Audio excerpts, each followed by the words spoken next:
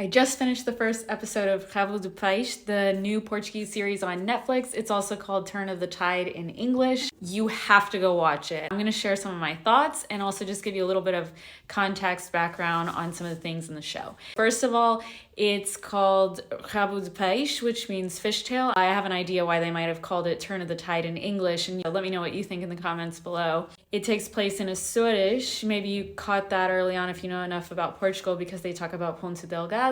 It's a city in one of the islands of Açores, which is a chain of islands. It's actually quite far from continental Portugal, but it's beautiful, and so the scenery in the show is very, very nice. Also, there's a guy that whenever somebody's talking about how much something costs in euros, he asks how much in escudos, which is the old form of currency before Portugal started using the euro. My thoughts about the show: I thought the acting was really great. The main character, Eduardo, gives kind of a monologue towards the end of the first episode, and it's so passionate. I was really feeling for him at several parts during the first episode, and I do feel like they give a good depiction of the struggle in Portugal. It's definitely hard on the salaries that are offered in Portugal to get ahead. Also dealing with kind of like some disorganization when it comes to getting help from the government. So there's a scene in the doctor's office, which I think could be very realistic. I'm very curious to hear what you think, and I would definitely encourage you to go watch it. So go watch the first episode and let me know what you think in the comments below.